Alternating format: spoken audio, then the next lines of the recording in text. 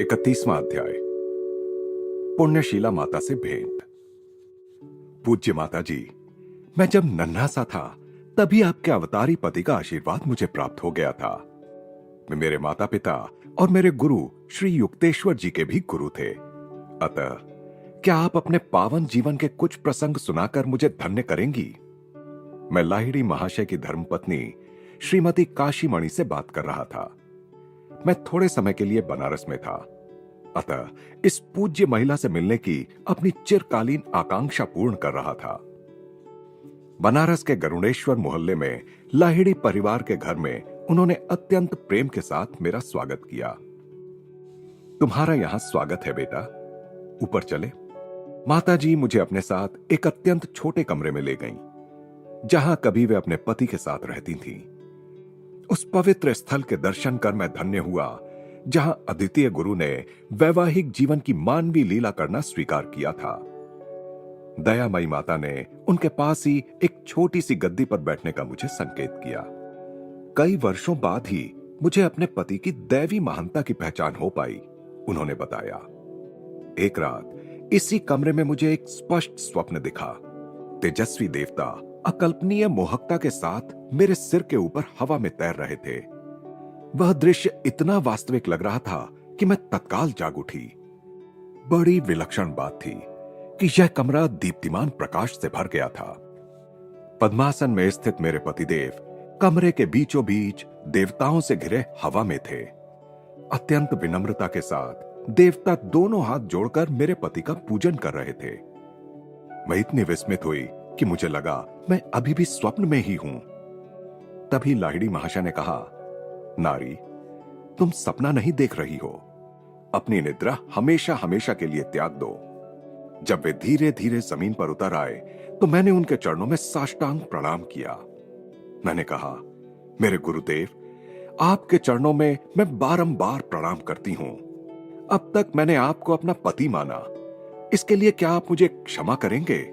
यह जानकर मैं लज्जा से मरी जा रही हूं कि मैं एक दिव्य रूप से जागृत पुरुष के साथ रहते हुए भी अज्ञान की नींद में सोती रही। इस रात से आप मेरे पति नहीं, गुरु हैं। क्या आप इस तुच्छ अबला को अपनी शिष्या के रूप में स्वीकार करेंगे? गुरुदेव ने मुझे सप्रेम स्पर्श किया। पवित्र आत्मा, उठो, तुम्हें स्वीकार किया जाता है। उन्होंने देवताओं की ओर इंगित किया। इन पूज्य संतों में से प्रत्येक को बारी बारी से प्रणाम करो। जब मैंने विनम्रता से सबको प्रणाम कर लिया तो एक साथ सभी देवताओं की वाणी गूंजी, जो प्राचीन वेद घोष के समान थी। इस दिव्य पुरुष की अर्धांगिनी, आप धन्य हैं, हम आपको प्रणाम करते हैं। उन्होंने मेरे चरणों में प्रणाम किया और आश्चर्य, उनके दिव्य शरीर अदृश्य हो गए।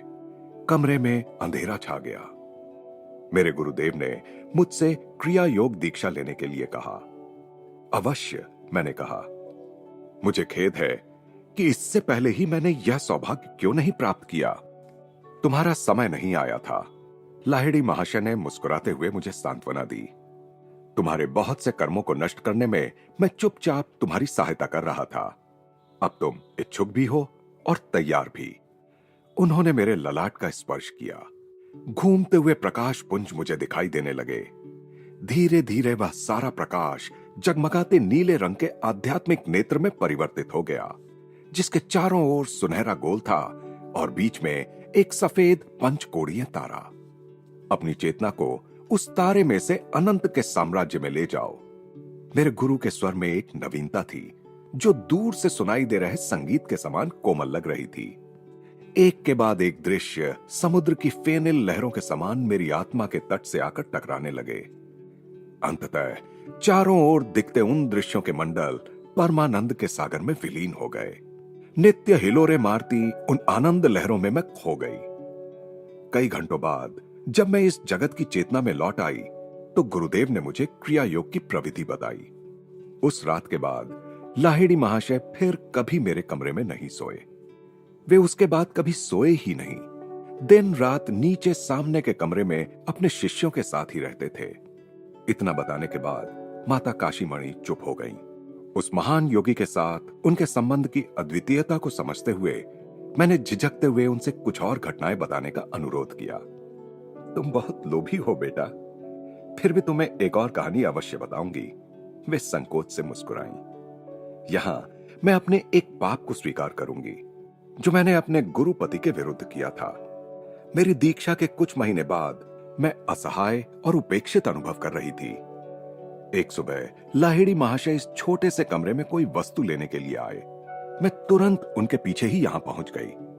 माया के वशीभूत होकर मैंने उन्हें अत्यंत कठोर शब्दों में संबोधित किया। आप अपना सारा समय अपने शिष्यों के साथ बिताते हैं, अपनी पत्नी और बच्चों के प्रति आपके दायित्वों का क्या?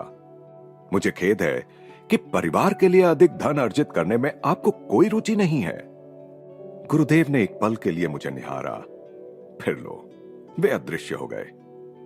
विस्मय चकित और भयग्रस्त मुझे एक आवाज कमरे के प्रत्येक भाग से गूंजती सुनाई दी।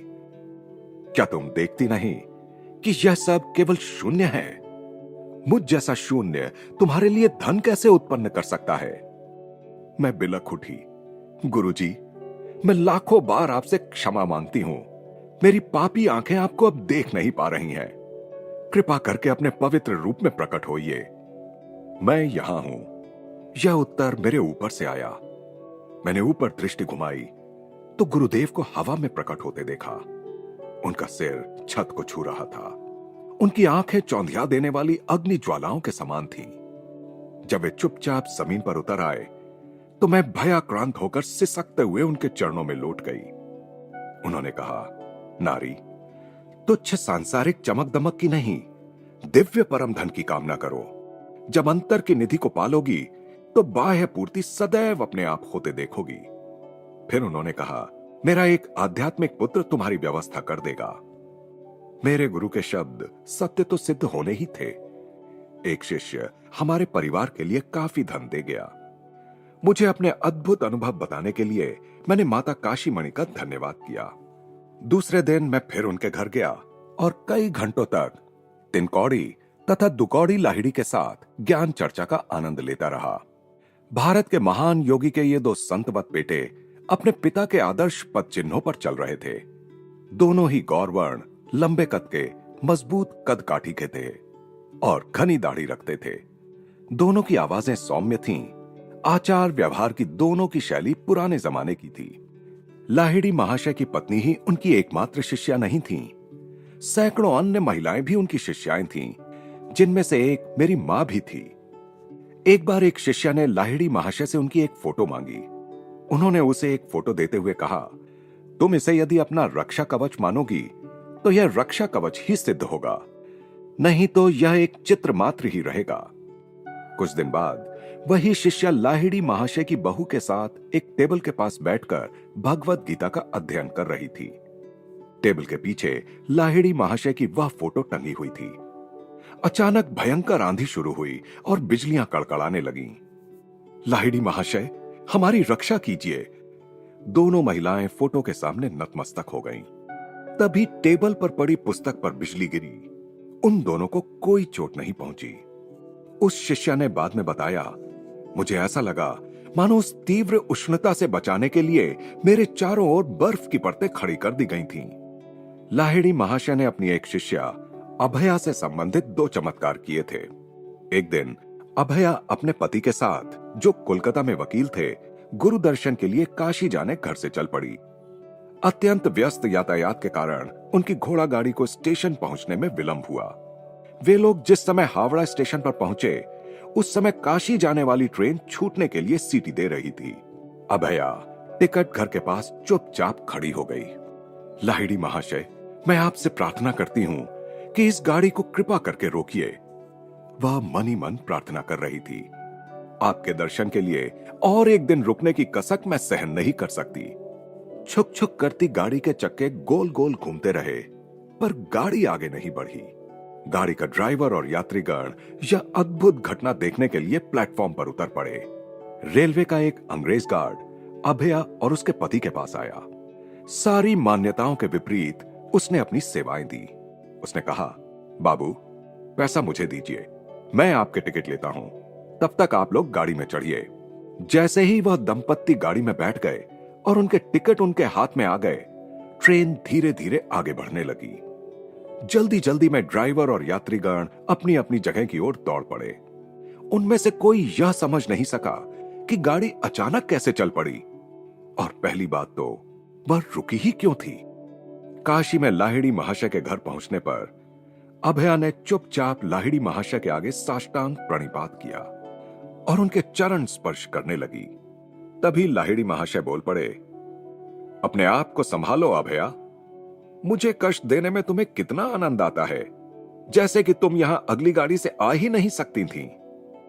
अभया एक अन्य स्मरणीय अवसर पर लाहिड़ी महाशय के पास आई थी। इस बार उसे उनकी मध्यस्थता प्रेम के लिए नहीं बल्कि संतान के लिए चाहिए थी। मैं आपसे प्रार्थना करती हूं कि मेरी 9वीं संतान बच जाए, उसने कहा। मुझे 8 बच्चे हुए और सभी जन्म के शीघ्र बाद ही मर गए। लाहिड़ी महाशय सहानुभूतिपूर्वक मुस्कुराए। तुम्हारी होने वाली संतान बच जाएगी। मेरे निर्देशों का अत्यंत सावधानी से पालन करना।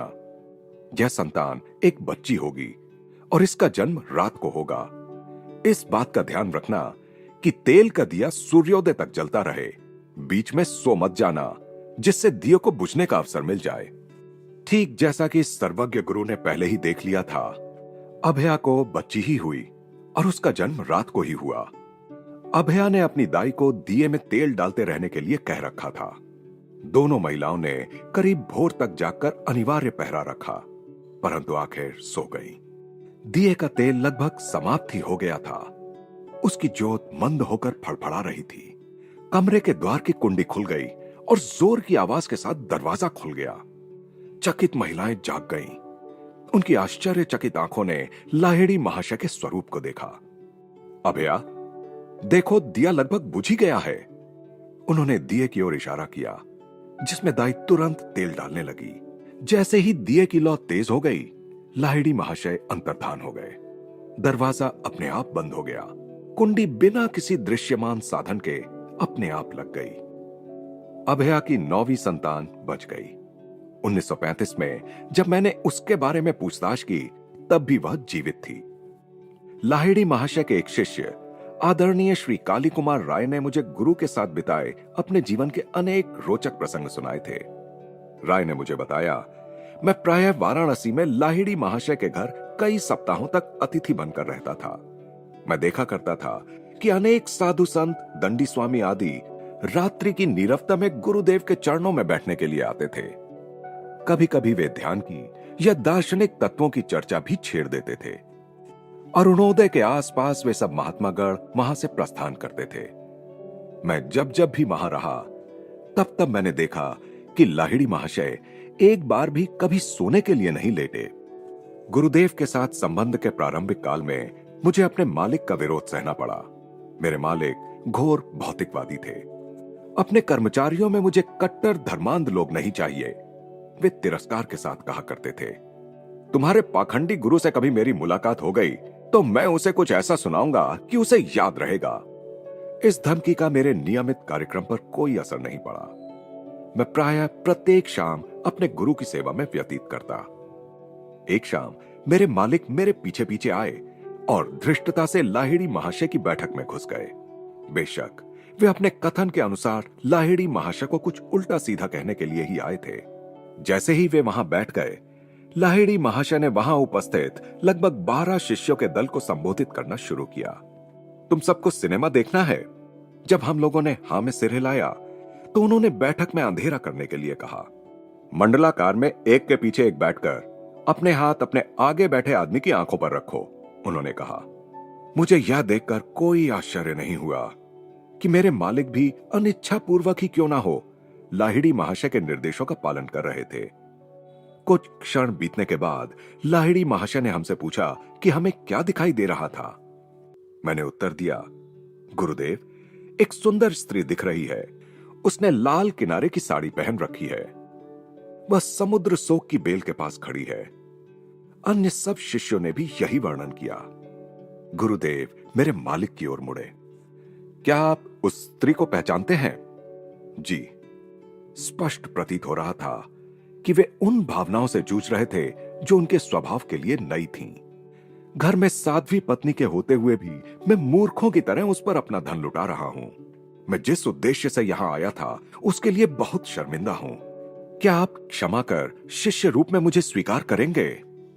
तुम यदि 6 महीनों तक सदाचारपूर्ण जीवन व्यतीत करोगे तो मैं तुम्हें स्वीकार कर लूंगा। और फिर गुरुदेव ने कहा, अन्यथा मुझे तुमको दीक्षा देनी ही नहीं पड़ेगी। 3 महीनों तक तो मेरे मालिक ने किसी प्रकार अपने आप को संयत रखा, फिर उसी स्त्री के साथ दोबारा अपना संबंध बना लिया। 2 महीने बाद उनका देहांत हो गया। तब उनको दीक्षा देने की अनिश्चितता के बारे में गुरुदेव की गुप्त भविष्यवाणी का अर्थ मेरी समझ में आया। सुप्रसिद्ध त्रैलंग स्वामी लाहिड़ी महाशय के मित्र थे, जिनकी आयु 300 वर्ष से अधिक होने की मान्यता थी। दोनों योगी कई बार साथ साथ ध्यान में बैठते थे। त्रैलंग स्वामी की ख्याति इतनी दूर तक फैली हुई थी कि शायद ही कोई हिंदू कभी उनके विस्मयकारी चमत्कारों की किसी कहानी पर संदेह करता। यदि ईसा मसीह वापस धरती पर लौटें और न्यूयॉर्क की सड़कों पर अपनी अलौकिक शक्तियों का प्रदर्शन करते घूमें, तो लोगों में वही श्रद्धा और विस्मयाकुलता उत्पन्न होगी जो कुछ ही दशकों पहले वाराणसी की भीड़ भरी गलियों से गुजरते हुए त्रैलंग स्वामी ने उत्पन्न की थी।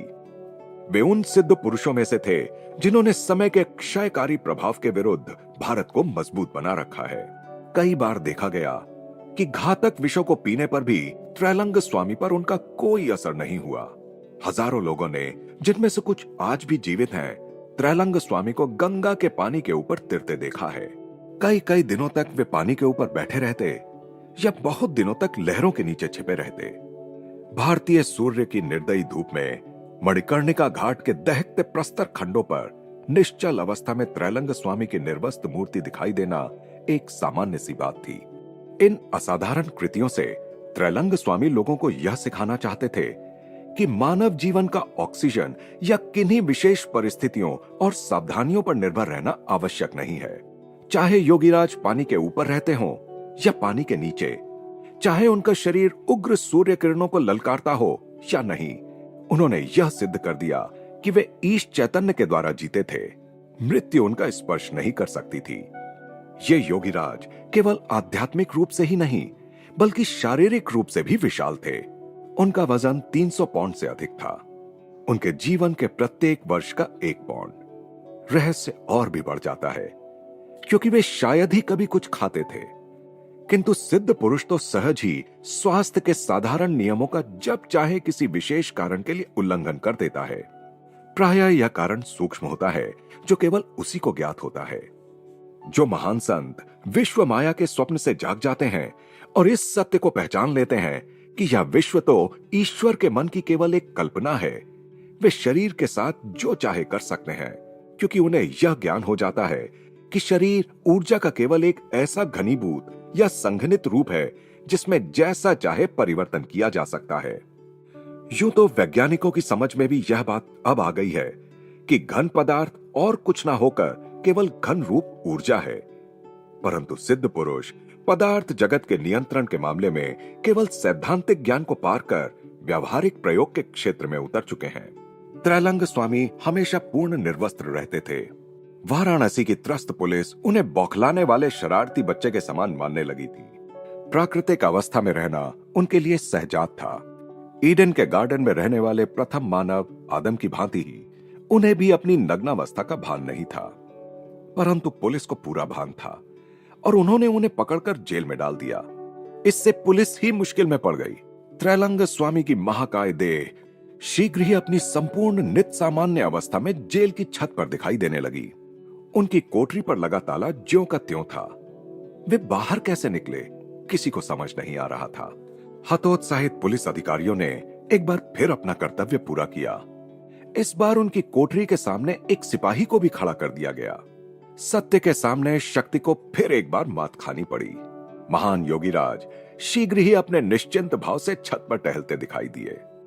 न्याय देवी आंखों पर पट्टी बांधे रहती हैं।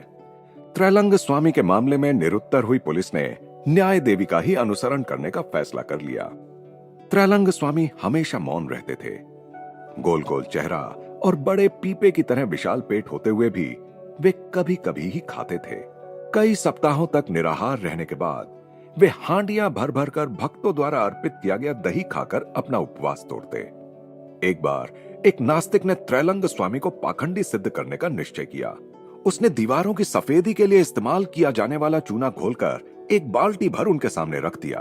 फिर उसने बड़ी श्रद्धा का ढोंग करते हुए कहा, महात्मन, मैं आपके लिए कुछ दही लाया हूं, कृपया इसे स्वीकार करें। त्रैलंग स्वामी ने बिना किसी हिचक के उस जलते हुए चूने के कई लीटर की आखिरी बूंद तक पी ली। कुछ ही मिनटों में वह कुकर्मी पीड़ा से छटपटाते हुए भूमि पर लौटने लगा। बचाइए स्वामी जी, बचाइए! वह चीखने लगा, मेरा शरीर जल रहा है, मेरी कुटिल परीक्षा के लिए क्षमा कर दीजिए। महान योगीराज ने अपना मौन भंग किया और कहा, शैतान, तुमने जब यह विष मुझे पीने के लिए दिया, तब तुम्हारी समझ में यह नहीं आया कि मेरा जीवन तुम्हारे जीवन के साथ एक है। यदि मुझे यह ज्ञान नहीं होता कि मेरे पेट में ईश्वर उसी तरह विद्यमान है जिस तरह वह ब्रह्मांड के हर अणु परमाणु में है, तब तो चूने के घोल ने मुझे मार ही डाला होता। अब तो कर्म का दैवी अर्थ तुम्हारी समझ में आ गया है, इसलिए फिर कभी किसी के साथ चाल चलने की कोशिश मत करना। त्रैलंग स्वामी के इन शब्दों के साथ ही वह पापी कष्ट मुक्त हो गया और चुपचाप वहां से चला गया। त्रैलंग स्वामी के बजाय उस आदमी पर पीड़ा का उलटना योगीराज की अपनी इच्छा के कारण नहीं हुआ था, बल्कि सृष्टि के दूर से दूर स्थित पिंडों के भी आधारभूत विधि के नियम के कार्यान्वित होने से हुआ था। त्रैलंग स्वामी जैसे आत्मदर्शी पुरुषों के मामले में यह नियम तत्क्षण कार्यान्वित हो जाता है, क्योंकि उन्होंने उसके कार्यान्वयन में बाधक अहंकार के एक दूसरे को काटने वाले प्रवाहों को पहले ही हमेशा के लिए नष्ट कर दिया होता है। ईश्वरीय न्याय की स्वयं चालित व्यवस्था, जो प्रायः अनपेक्षित प्रकार से प्रकट होती है, जैसा त्रैलंग स्वामी और उनका हत्यारा बनने जा रहे आदमी के मामले में हुआ, में विश्वास मानवीय अन्याय के प्रति हमारे उतावले क्रोध को शांत करता है। प्रतिशोध लेना मेरा काम है, प्रभु कहते हैं, मैं ही प्रतिशोध लूंगा। मानव के क्षुद्र साधनों की आवश्यकता ही क्या है? प्रतिशोध के लिए ब्रह्मांड स्वयं ही अपने आप व्यवस्था करता है। नासमझ लोग ईश्वरीय न्याय, प्रेम, सर्वज्ञता, अमृत आदि के होने की संभावनाओं पर विश्वास नहीं करते।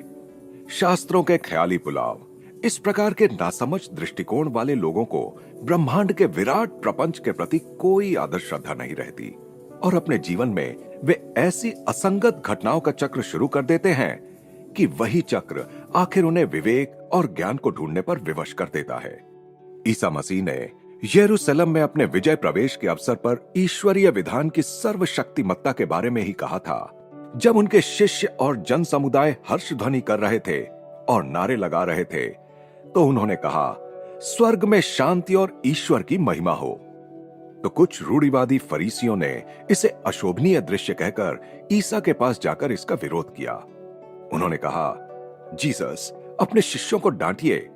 परंतु ईसा ने कहा कि यदि उनके शिष्यों को चुप कर भी दिया गया तो पत्थर तुरंत नारे लगाने लगेंगे।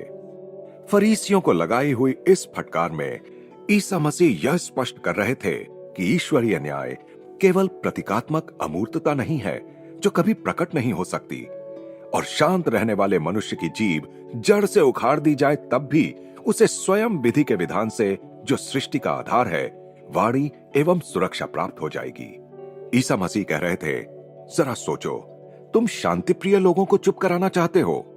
यह तो स्वयं उस ईश्वर की आवाज को दबा देने की आशा करने के समान है जिसके पत्थर भी उसकी महिमा और उसकी सर्वव्यापकता का गुणगान करते हैं।